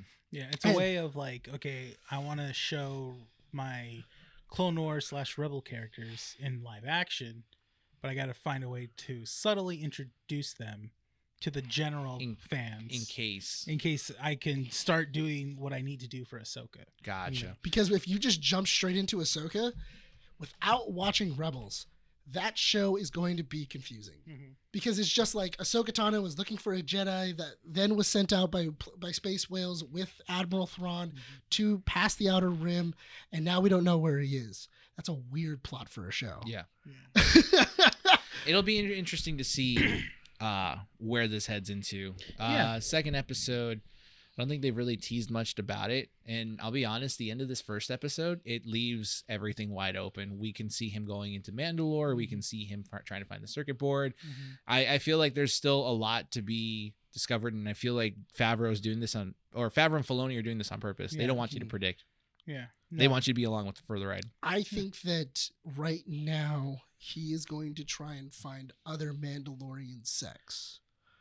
So that way, because he needs to, in a way, get people behind him. Yeah, he needs the army. He needs to start building an army because right now Death Watch isn't listening to him. No matter what he says, they're not going to listen to him. It's a different faction that left Mandalore behind. Exactly. Yeah. And not only that, but also they're considered the crazies. So you guys follow the ways too much. No, but the thing is that that's the reason why they were banished to the moon. That's why they were on the moon in the first place, is because they were so nuts. Yeah. And they stood too close to the ways and everything else, and they were super superstitious. So that's why everybody was like, those guys are weird. Like, Mandalorians are already weird. They're super weird.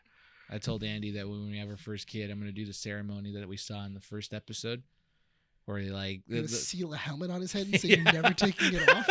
That's what you're gonna do. That's a cool scene, dude. I'm not gonna lie, it's pretty good. It's pretty good. Any final thoughts on the Mandalorian season 3 before we move on? I wonder what kind of Grogu merch we're gonna get out of this season. This little. I'm excited. You know what? I love the idea of Grogu is not. You can also tell the passage of time through Grogu too, because Grogu is more self-aware. Grogu is more independent inside this season. Like, usually Mando has to like go grab him, pick him up inside, and put him inside the thing, and he has to be carried all over the place. This season, he already has a brand new little ship that's like his. He's got a little carriage. It's got a little carriage. Not only that, but then he was walking. Like, he was just walking behind Mando, and he was like, what's up? And like, he was walking around.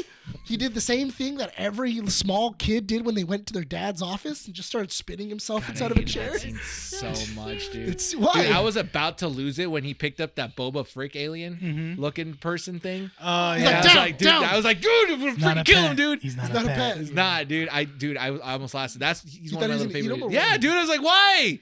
Leave the things I love alone, dude. God. His I- size.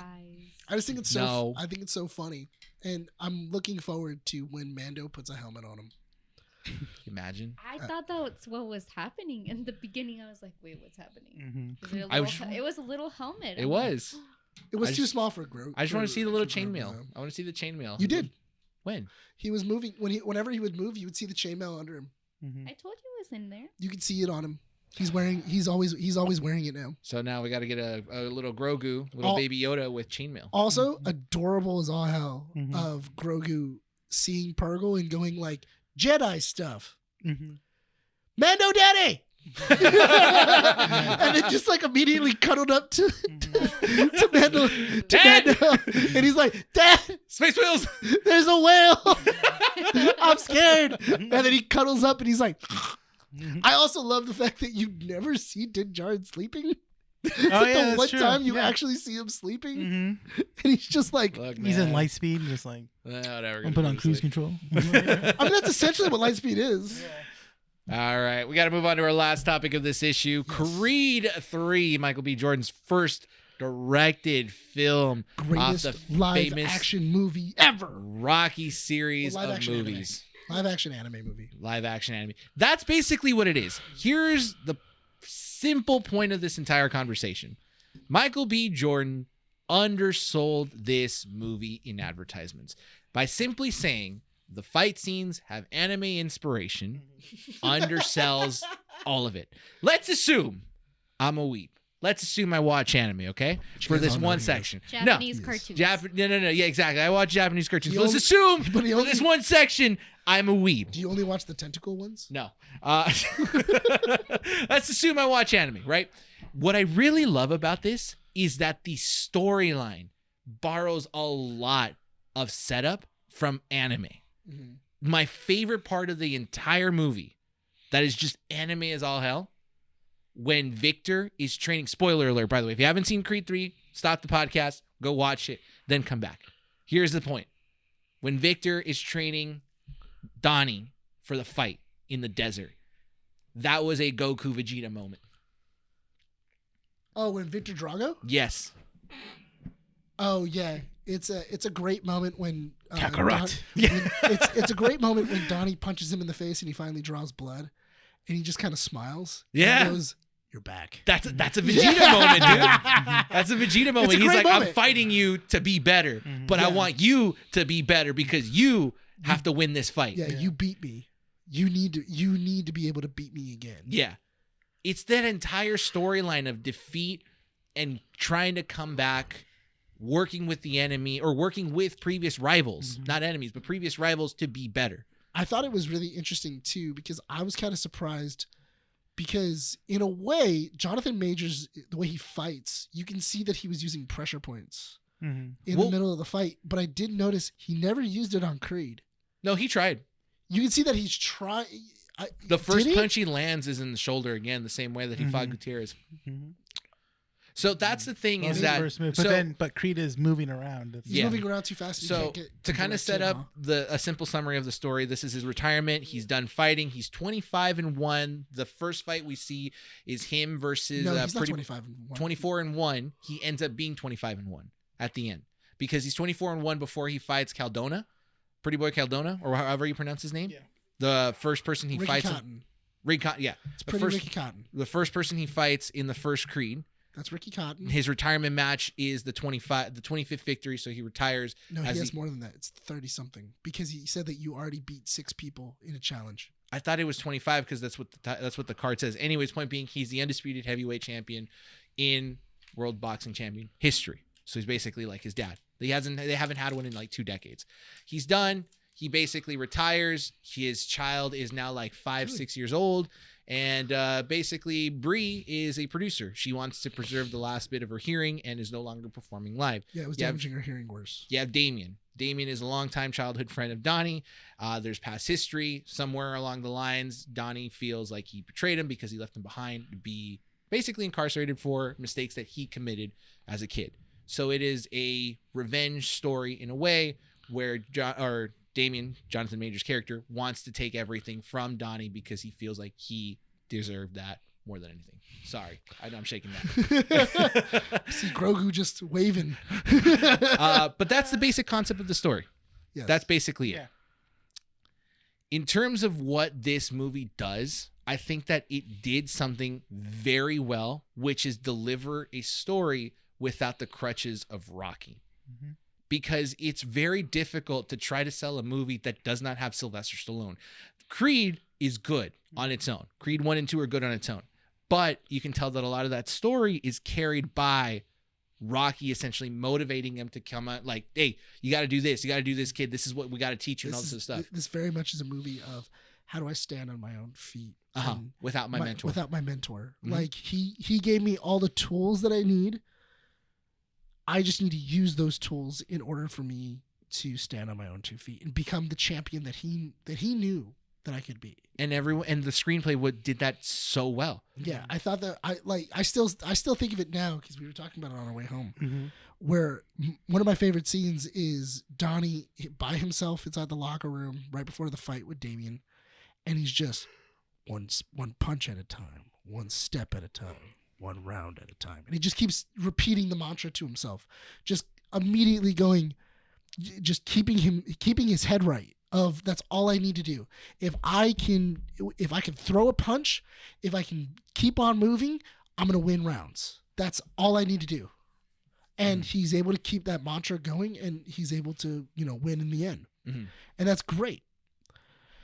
I really do enjoy it. I do see that there's a lot of space where in case I feel like there was a lot of like negotiation while they were doing it where they were unsure about whether or not Sylvester Stallone was coming back, because I see there was a lot of places where you could have just slipped him in, where it was like, oh yeah, if Rocky wants to come back, there's a section right here that we can always just drop him in. What would be those parts? Right after he loses and his mom dies. You mean after Gutierrez loses? Yes. Yeah. After Gutierrez loses, and then he is unsure about where exactly he's gonna do. He's going to do it for anger because of Gutierrez, and then his mom ends up having a stroke and dying. And I can see there being like a little tiny thing where it's like him being able to get him off the brink. But I'm fine with that. That's the thing is that I was just thinking that right now as you're explaining it. It would be see, the thing is Michael B. Jordan did a good way, and Ryan Coogler also did a good story where it's Donnie, usually, when it comes to those moments of him finding out the true intentions of his childhood friend, finding out that his friend betrayed him in so many ways and played him in so many ways as well, too. And then losing his mom, that you would need Rocky to come in and be like, here to pick him back up. But it's the way that they did it was a great way for Donnie to evolve as a character that, he doesn't have Rocky as a crutch anymore. Sure, he's doing it on his own. It does tell the story, but I can you know what I mean. See it. I can see where it's like, oh yeah, if we put him in right there, that no one would argue with us. That's a perfect place to put him. Here's the other benefit of not having Rocky in there. You also polish off Bree as a character. Yes, because Bree in the previous 2 films has been the support. She's been a kind of like a structural support for Adonis, right? Yes. Hey, you're down. I'm here to help you out. She comes in at the last minute to basically say like, you got this, kid. You can do this. And this time around, Rocky's not there. Yeah. Brianna is the one that basically says, hey, you know what? Like, you got to do this. Tell me what's going on and let the sins of your past go. Because only then and there can you actually face your problems head on. And she does the one thing that she hasn't done in the last 2 films, which is resist Adonis on the urgency to fight. Because Donnie then tells her, hey, I think I got to fight him to basically take it back. And she tells him, do what you got to do. If this is the way, then this is the way. Well, because she does resist him for Drago. She doesn't think it's a great idea. It's a selfish, there's nothing to do because Rocky questions him. Why are you fighting? There's no reason for you to fight. There's no definition for it. You have nothing you have everything to lose, whereas he has nothing to lose. Exactly. Here it's different. There is a reason to fight, but Bree wants Donnie to kind of figure this out on his own. Yes. And he knows why. There is a reason. You see it up front immediately. Why? Because this was his mistake. He has to do right. He has to let go of the sins of his past and move on. So there is a reason. But Bree is the one that tells Donnie, hey, figure this out on your own because you're an adult now. You're retired in a family with kids. You have stuff to lose. You have a daughter. You have a daughter, and you cannot have your daughter look at you like this. I really liked the relationship between him and his daughter. Yeah, that was really well done. It was really well done. It grounded him. Yeah. It grounded him as a character. Because and not only that, but also it's great setup from Creed 2 because we had watched it the previous night. Yeah. I loved the idea of Donnie taking his daughter when she's a baby into the gym. She's, he's punching at the bag and, she's not really crying or anything like that. And she's kind of enjoying it. And then now as she's gotten older, she's been watching her dad's fights because she even says too, oh yeah, that's the same throw you did for Pretty Ricky Cotton. No, for Williams. Or for Williams or something like that. Yeah. And then he goes, did you watch that fight? She's like, yeah, I've watched all your fights. Yeah. She loves her dad so much. And that's her hero. Is her dad. I mean, that's awesome. And he really is embracing that, and he's even going like, I think she should learn how to box. Yeah. As a small child. I think she should learn how to protect herself, and she should learn how to box. Story aside, the fights, right? The fights and the training montage. It's interesting because the five of us went to go see it, or the four of us, excuse me, I don't know why I said five. The four of us went to go see it. And I recently watched the Creed movies. This was this year, actually, right? Yeah, this year. I saw Creed 1, 2. Yeah. You watched Creed right before you got married. Yeah. And then we watched Creed 2 just before we went to go see Creed. And it's a shame, too, because I'm a huge Rocky fan and I've never seen Creed, but I think it was because I was turned off by the fact that it wasn't titled Rocky. I think that's what it was. But, it was, because I was going to tell you, these are movies you've been sleeping on, man. Yeah. These are and really they're well phenomenal done. movies. And then Andy had the privilege of watching them back to back to back. Yeah. So it's interesting because I think that we all established what these movies do so well. Yeah. And for me, Creed 3 is separate from Creed 1 and 2. Yeah. It tells a different story.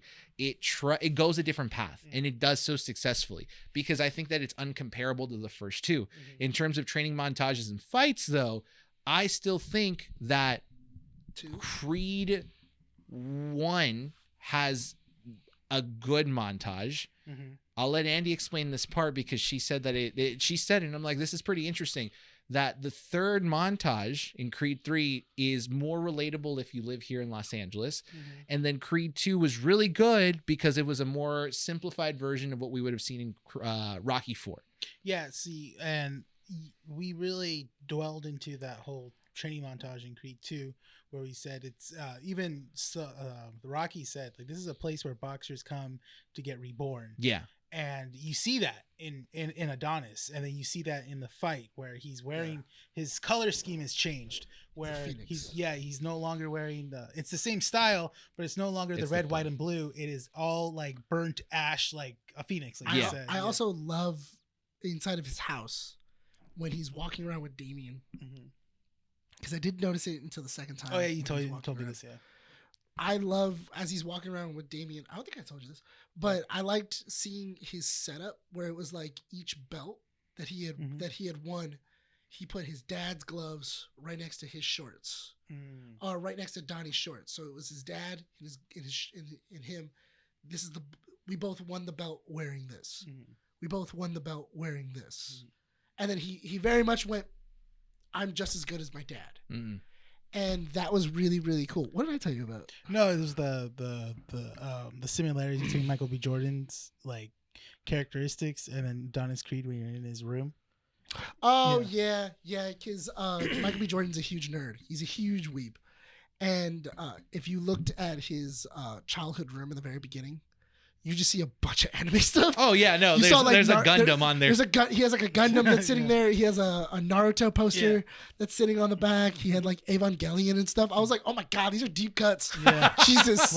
These are not stuff you just dabble into. You have to be into anime to I'm almost positive I saw a One Piece poster. I'm like, oh my god. Especially Evangelion. Yeah. You have Evangelion is if you know Evangelion, you're a weeb. It's but I really do like the way that the movie strayed away from Rocky in different ways. I loved the training montage. I do understand where he was like, oh yeah, it feels like season 1 My Hero Academia training montage, because it did. It does. And here's the interesting aspect of it, because Andy, go ahead and explain why this training montage was one of your favorite ones.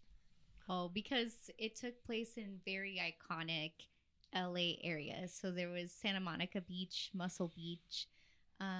Muscle Beach is in Venice, but they did do the Santa Monica Pier. It's right Yeah, next it's right next to it. He ran there. Yeah. He also ran through the Hollywood No. Hills. He instant transmission the whole way through.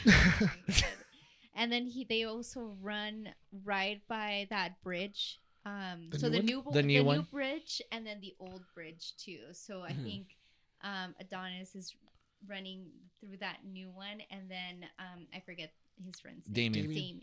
Damien.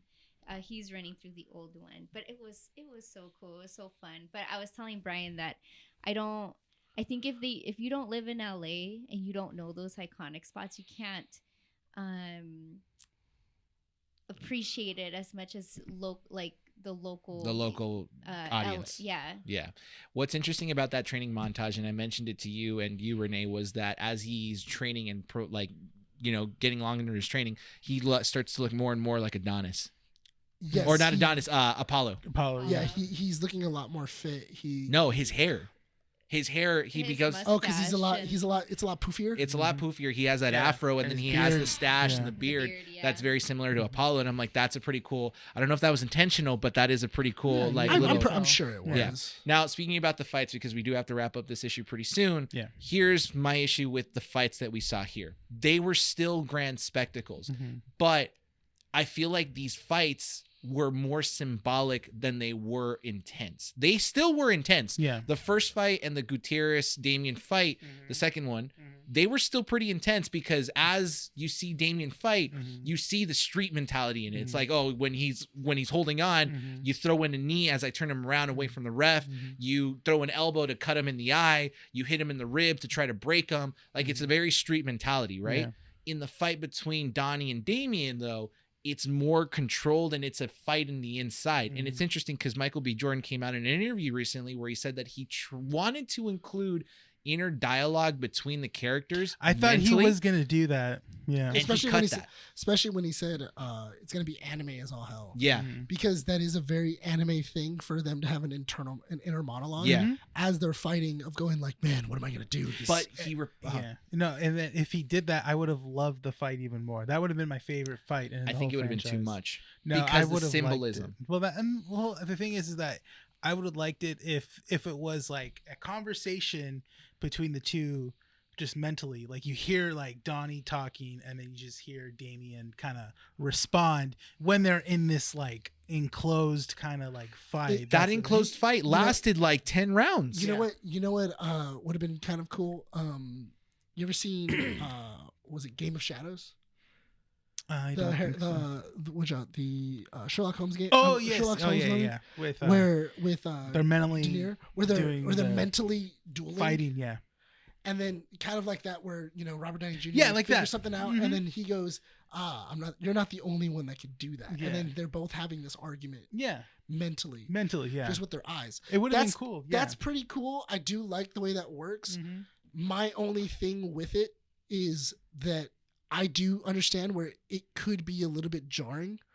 Also, I feel like with the fight, it was saying enough by itself. That's what I mean, is that with the inner dialogue, it would have been interesting to have it because no other movie really has done something like that. So it would have been interesting. Yeah. This fight separates everything else. It's a phenomenal fight sequence, right?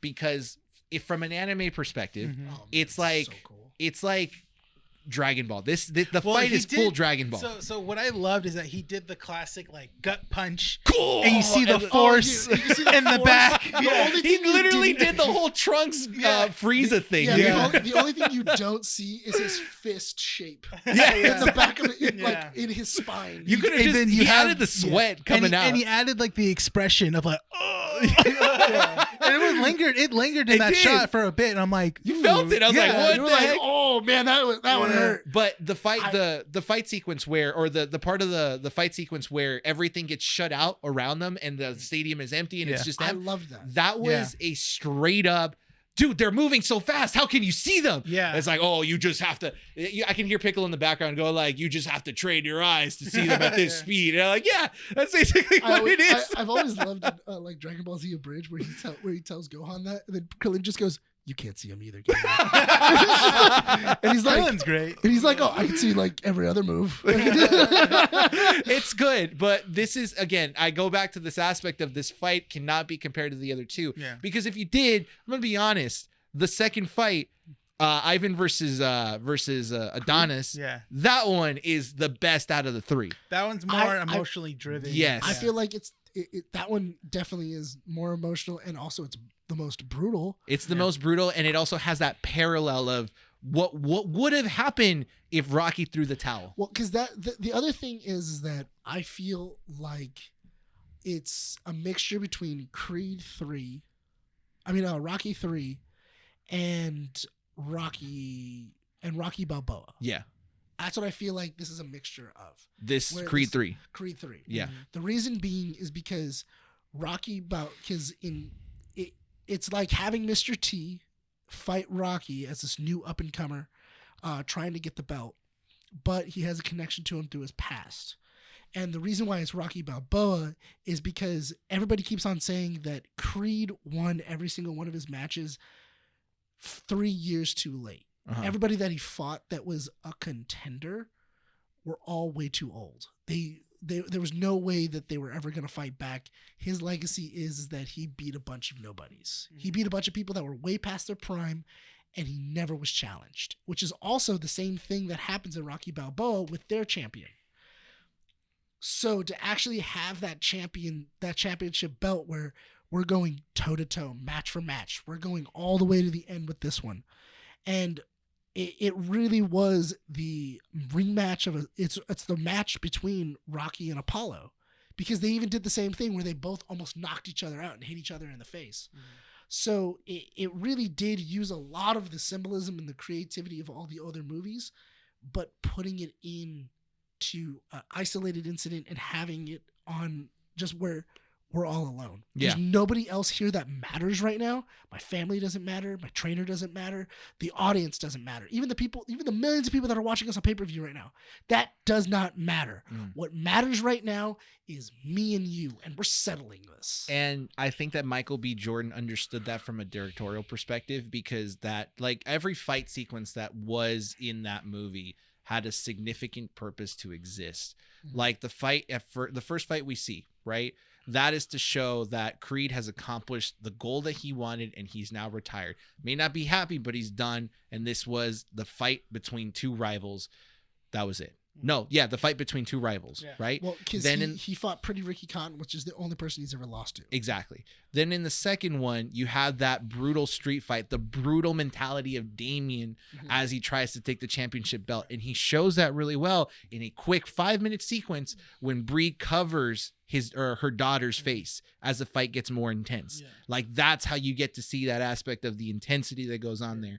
And the third one, you have that intensity between two friends that are trying to let go of the past to basically have a new definition moving forward. And you have that through isolation. Yeah. Nothing matters, like Nick said, nothing matters besides this moment here and now between the two people. You finished the fight, you started the fight 3 rounds in, and now you're 11 rounds in going into the 12th. That last round is what matters the most. The other thing is that Damien felt that Adonis didn't deserve to be the world champion. Mm-hmm. You do not deserve it, because this is my goal. That was my dream. You got lucky. You got lucky and fell into this. Yeah. I was the one that worked hard, and I was supposed to have this life. Mm-hmm. You're not. And so he felt that he was unworthy of holding that mantle. And that also fueled his rage. Whereas at the end of the fight, Damien understands how he got there. He understands, oh my God, like you are the world champion. Like, you are you're not way better than me, but you are world champion material. Yeah. And, and they're able to kind of squash the feud. I'm really hoping Jonathan Majors comes back for the 4th one. It's in production, so we'll see. I would love to have him join the group. It feels that way because they've just successfully brought back so many people from before as either challenges or rivals that he has to fight. Sparring partners, whatever it is. Mm-hmm. To wrap it up, Creed 3 does something that Rocky movies have done so well, which is teach you a good lesson. And I feel like this movie does that really well as well. It teaches you, like, sometimes you just have to let go of past mistakes because you were either young or naive or not, you know, at that point yet where you understand the, you know, the consequences of your actions. And in order for you to move on successfully, you have to let it go. And Creed 3 does that really well. I still want for Creed 4 the Olympics. I was telling him. Oh yeah, on the way home we were discussing what would be the best stories to tell in a Creed 4 movie.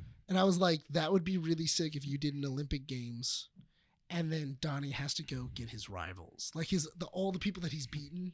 Like you have like Pretty Ricky Cotton, you have John, what was it? You have Wheeler, then you have Damien. You have all these people, and he's forming a team. You Karate Kid this. Heck yeah, because you know why? Because in Creed 2, he Karate Kidded himself. All right? Creed 2, Drago was Kreese, okay? He's like, finish him. I don't want him in the match anymore. That's true. Happened a lot. I will say, you know, final note. He even kind of looks like Kreese. Ludwig Göransson, or however you pronounce his name, the composer for the last 3 Creeds. Oh, perfection. Chef's kiss on it. Oh my god, dude! I want that. I want the soundtracks as I work out now. It's just so great. You never worked out to a Creed soundtrack? No, I've done it to Dude, the it's Rocky pumped. soundtracks. Dude, it's pumped. Yeah, it's all right. There we go. Just put it on a Creed loop. That's amazing. Also, I love the idea of we're going to use the old soundtrack, but we're going to update them. Yeah, that's all it was. Yeah. It's phenomenal. Yeah. We got to wrap up this issue because we ran over, unfortunately. But thank you guys so much for listening to us, watching us on YouTube if you are. Don't forget that you can find us on YouTube if you have not yet subscribed. 145 subs. We have made it, guys. We are 10 more than we were last year around this time around. But yeah, it's great. Thank you guys for the subscriptions. Thank you guys for the support. Thank you guys for leaving the comments and letting us know. Follow us on there and subscribe. Leave a comment down below. What were your favorite parts about Creed? What did you guys think of any of the comic strip announcements? What did you think of Mandalorian? Are you going to keep watching this? Did you watch the Book of Boba Fett? Let us know. If you guys are on the go, want to listen to us mainly, not see us, you guys can follow us on any audio platform you guys choose to do so. Spotify, Apple Podcasts, Google Podcasts, and Podbean.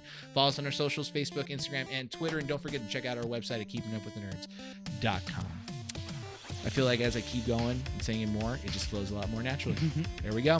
Are we ready to wrap the show up? Yes, let's do it. This has been Keeping Up with the Nerds, issue number 138. My name is Bryan. Nick. Rene. Signing off from Undercity Comics. We'll see you all next time.